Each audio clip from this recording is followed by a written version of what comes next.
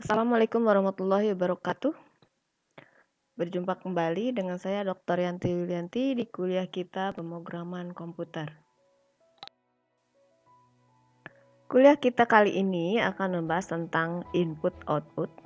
Ya, jadi ada dua bahan yang akan kita jelaskan, yaitu yang pertama input, yang kedua output. Jadi sebelumnya sebenarnya sudah saya jelaskan berkali-kali tentang perintah cout, ya, itu adalah termasuk perintah output. Jadi yang pertama input merupakan masukan yang diterima komputer, bisa melalui inisialisasi variabel atau melalui keyboard. Ini inisialisasi variabel juga sudah dijelaskan sebelumnya di pembahasan kita tentang variabel, ya. Lalu yang kedua adalah input melalui keyboard. Ini yang akan kita bahas kali ini, ya. Jadi inisialisasi variabel seperti x sama dengan 2, ya, itu adalah contoh dari input. Ya, jadi nanti melalui keyboard kita akan menggunakan perintah cin, ya. Jadi kebalikan dari cout adalah cin.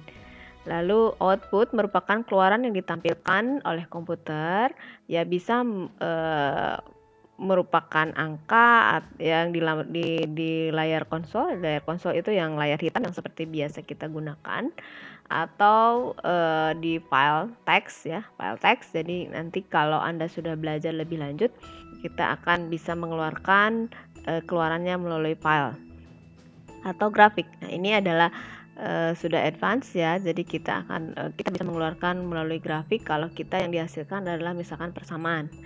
Nah, jadi kita hanya akan belajar input melalui inisialisasi variabel dan keyboard, dan ini sudah pernah dibahas yang inisialisasi variabel.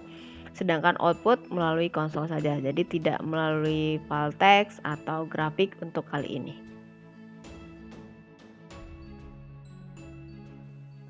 Oke, sekarang saya akan menjelaskan tentang input, ya. Input adalah cara kita memasukkan angka atau nilai ke sebuah variabel. Jadi ada beberapa cara. Jadi yang pertama adalah melalui inisialisasi variabel menggunakan tanda sama dengan, ini contoh x sama dengan 5. Ya, inisialisasi variabel ini sudah saya jelaskan sebelumnya, dan Anda harus memasukkan nilai melalui inisialisasi variabel ini langsung di programnya atau source programnya. Jika Anda tidak memiliki source programnya, maka Anda tidak bisa melakukan input ke variabel tersebut. Jadi yang kedua adalah input melalui keyboard. Jadi ada keuntungan dari input ini adalah bahwa Anda tidak perlu memiliki source programnya. Jadi Anda bisa langsung memasukkan nilainya pada saat running.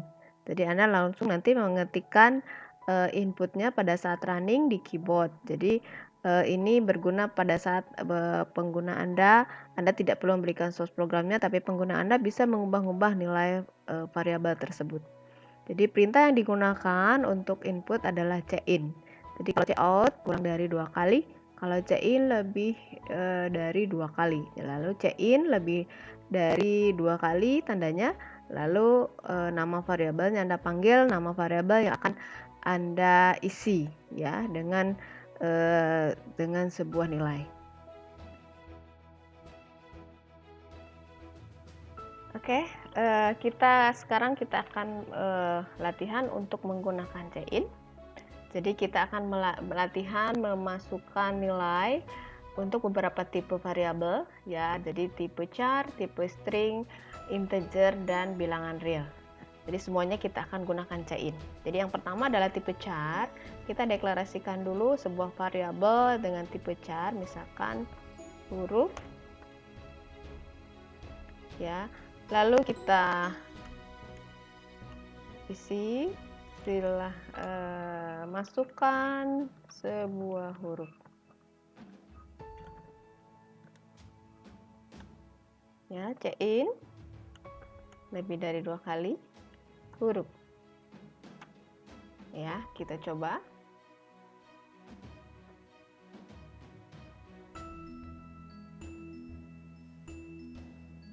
Ya, tampilannya adalah seperti ini. Tulisan keluaran masukkan sebuah huruf. Jadi Anda meminta kepada pengguna Anda untuk memasukkan sebuah huruf. Saya masukkan huruf S. Setelah itu Anda harus enter. Jadi kalau misalkan Anda ingin pengguna Anda memahami apa yang dikerjakan setelah memasukkan sebuah huruf, Anda boleh tuliskan. Jadi misalkan setelah memasukkan huruf tekan enter, ya. Jadi itu untuk tipe char. Lalu sekarang tipe string. Misalkan nama karena nama adalah gabungan dari karakter, ya, adalah Anda misalkan nama Anda maksimal dibatasi 100, ya, berarti Anda tulis di sini 100. Nanti kita akan belajar secara khusus, ini namanya array. Jadi kita akan belajar khusus tentang array. Jadi kita gunakan dulu. Yang penting ini adalah string. Kalau string itu adalah gabungan dari beberapa karakter, ya. Jadi sekarang kita akan coba memasukkan string menggunakan in, masukkan nama Anda, ya, nama. Oke, ya, sebelumnya kita akan keluarkan huruf Anda,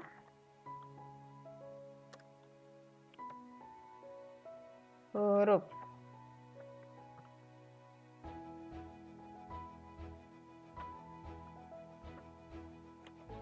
nama Anda,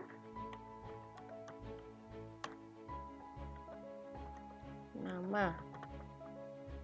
Oke.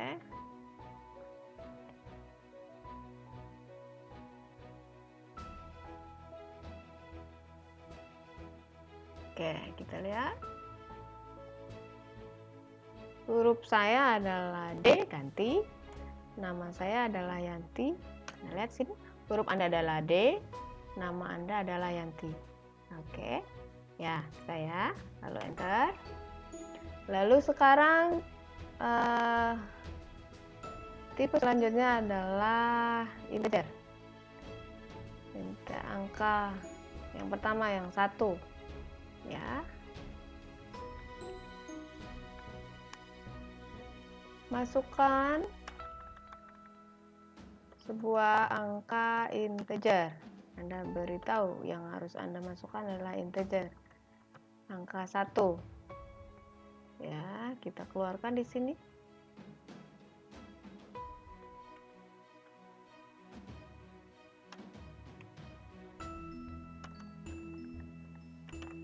Angka integer Anda angka 1.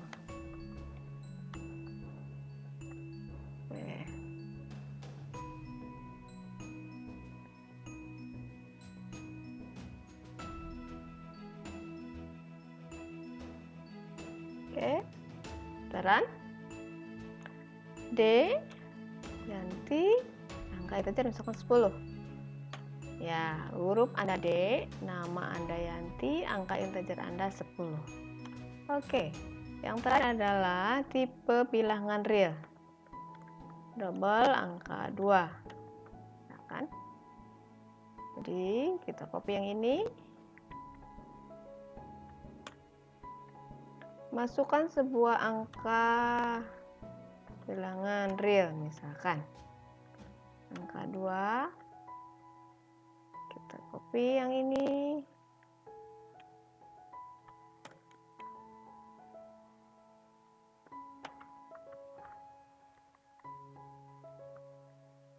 Angka 2. Oke.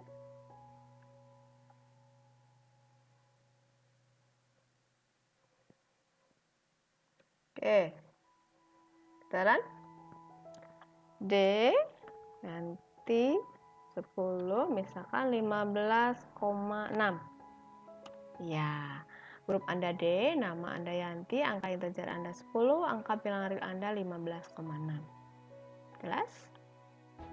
Silahkan Anda pelajari, silahkan Anda coba memasukkan bilangan real, bilangan integer, string dan char, ya, melalui atau menggunakan cin.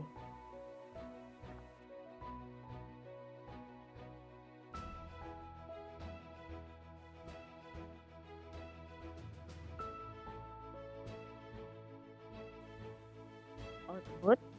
Jadi yang kita akan pelajari di sini adalah output melalui code. Lihat. Jadi sebelumnya kita sudah pelajari tentang output ini melalui perintah cout. Ya, mungkin Anda sudah familiar dengan perintah tersebut. Jadi ada perintah lain yaitu adalah perintah printf. Printf ini sebenarnya adalah bahasa C sebelum ada C++. Jadi sebelum ada cout itu terlebih dahulu menggunakan printf.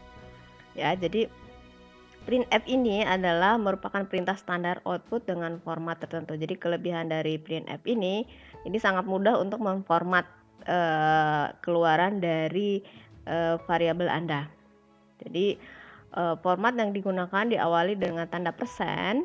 Jadi persen, jumlah karakter, titik, presisi, lalu spesifier. Ya. Jadi spesifier yang sering digunakan. Jadi persen, jumlah karakter misalkan 3 atau 4 atau 5 dan seterusnya. Presisi itu juga angka, ya, itu adalah angka di belakang koma. Jadi bisa 2, bisa 3, bisa 4 dan seterusnya. Sedangkan specifier adalah tergantung dari tipe variabel yang Anda ingin keluarkan. Jadi beri huruf D atau I untuk bilangan integer, F untuk bilangan real, E untuk keluaran notasi saintifik. Jadi 10 pangkat berapa, 10 pangkat 10, 10 pangkat 5 itu pakai E ya. Lalu tapi dengan huruf kecil jadi pakai E kecil. Sedangkan E besar dalam notasi saintifik untuk bentuk dengan E-nya adalah huruf besar. Sedangkan C adalah untuk karakter. Ya, jadi nanti kita akan lihat secara detail bagaimana contoh dari penggunaan printf ini. Oke, jadi contoh penggunaan printf di sini contoh halo ini jadi printf ini adalah pakai kurung buka kurung tutup ya. Jadi kalau cout itu pakai kurang dari. Jadi ini tanda petik. Ini dalam tanda petik Anda boleh menuliskan apa saja. Lalu /n ini pengganti endl di cout. Ya, jadi hanya string. Jadi ini hanya string saja dengan /n artinya adalah ganti baris ya, perintah ganti dari endl. Lalu printf x sama dengan %d. Ya, tadi Anda ingat ada persen lalu langsung specifier. Jadi mengeluarkan nilai x dengan x bilangannya integer. Jadi tanpa ada format. Ya, jadi lalu printf ya sama dengan %f. F ingat tadi adalah bilangan real ya atau float. Ya, lalu koma lalu variabelnya Anda panggil. Mengeluarkan y dengan y bilangan real. Lalu printf y sama dengan %5.3f. Anda lihat ini adalah versi lengkapnya dari format printf. Persen 5 adalah jumlah karakter, titik 3 adalah presisi atau jumlah angka di belakang koma, f adalah bilangan real. Ya, jadi 5.3 ya, mengeluarkan 5 karakter dengan 3 angka di belakang koma. Lalu yang terakhir, printf y sama dengan persen 12.3 e kecil. Ya. Lalu keluarkan di sini bilangan variabel y yang merupakan bilangan real. Jadi ini adalah notasi biasa pakai titik lalu angka di belakang koma. Ini adalah notasi saintifik. Ya, mengeluarkan y notasi saintifik 12 karakter dengan 3 angka di belakang koma. Nanti kita akan lihat langsung membuat program penggunaan printf.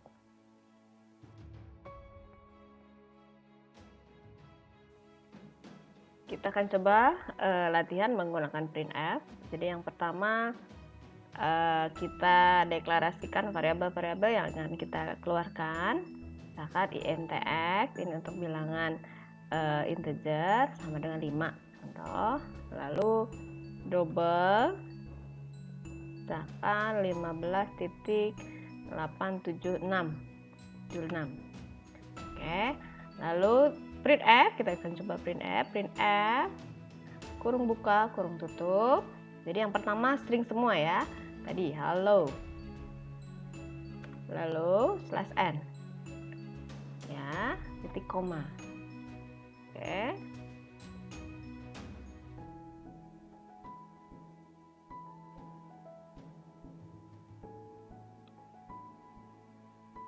hasilnya ya halo biasa ya seperti cout.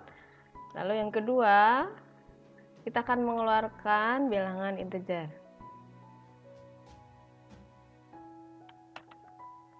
X sama dengan ya persen D, lalu di sini setelah tanda petik ya koma, lalu panggil variabelnya yang kita keluarkan variabel X ya.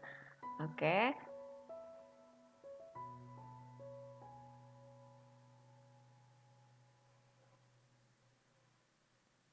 Ya, X sama dengan 5. Oke, sekarang kita akan mengeluarkan bilangan Y dengan tanpa format. Persen F untuk Y.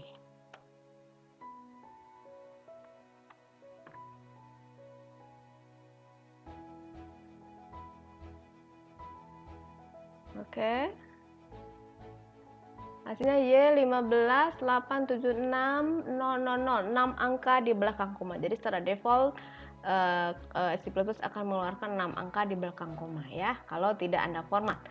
Sekarang saya akan format. Misalkan 3 angka di belakang koma. Saya mau hanya 3 angka di belakang koma. Misalkan 6.3.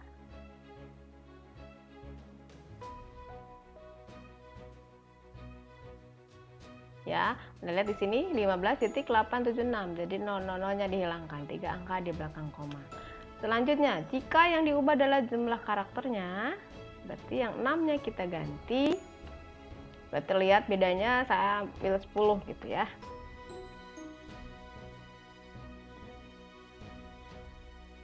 Nah, Anda lihat di sini. Ya. Jadi ini hanya 6 karakter. Ini 10 karakter, ini bergeser ke sebelah kanan. Kenapa? Karena ini 6 karakter, 1, 2, 3, 4, 5, 6, udah semua komplit ya, digunakan semua. Sedangkan kalau 10 karakter, karena di sini hanya 6, maka sisanya 4 di sini ditambahkan spasi. Ya, jadi kalau mau Anda bergeser ke kanan, maka Anda tambahkan jumlah karakternya. Jadi komputer akan menambahkan sendiri sebanyak 4 karakter sebagai kekurangan dari tadi kalau ini harusnya 6, kita pesan 10, maka komputer akan menambahkan 4 karakter lagi. Jadi kalau sekarang kalau Y-nya adalah eksponensial ya bentuknya. Oke, sekarang tampilan saintifik atau eksponensial ya. Ya, seperti ini. Ya, jadi 10 karakter 1, 2, 3, 4, 5, 6, 7, 8, 9, 10. 1.588 kita pesan 10 karakter 3 angka di belakang koma dengan tampilan saintifik. Jadi 1 dibacanya adalah 1.588 10 pangkat 1. Ya, itu tampilan komputer.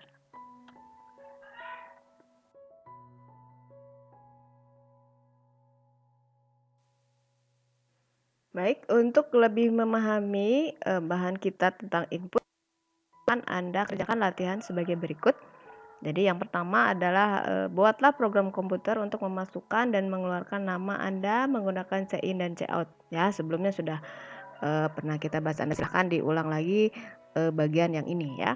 Lalu hitung konversi dari Celsius ke Fahrenheit. Anda boleh cari rumus dari Celsius ke Fahrenheit. Gunakan beberapa macam tampilan mengeluarkan temperatur tersebut dengan menggunakan perintah printf. Jadi contoh keluaran adalah nama depan Anda masukkan dari keyboard. Jadi nama Anda boleh silahkan nama saya Yanti, nama belakang Anda Yulianti. Ya, Anda boleh masukkan nama Anda. Temperatur udara hari ini dalam Celsius (2) ini masukkan dari keyboard. Jadi Yanti Yulianti 29.10 ini adalah dari keyboard ya, Anda ingat. Jadi lalu setelah itu Anda keluarkan. Hai Yanti Yulianti, hai nama Anda. Ya, nama Anda tergantung Anda masukkan nama Anda siapa. Udara hari ini hangat dengan temperatur 29,10 derajat Celcius, jadi ini tergantung dari masukkan temperaturnya. Anda boleh temperaturnya ini isinya bebas ya. Atau 84.38 Fahrenheit, ya 2 angka di belakang koma, atau 8.438 E plus 02 Fahrenheit. Ya, ini tampilan. Jadi yang pertama tampilan adalah tampilan dari derajat Celcius, lalu tampilan Fahrenheit, lalu tampilan bentuk saintifik dari temperatur Fahrenheit. Oke, ya silahkan kerjakan latihannya. Demikian untuk kuliah kita hari ini tentang input dan output. Terima kasih, selalu jaga diri. Assalamualaikum warahmatullahi wabarakatuh.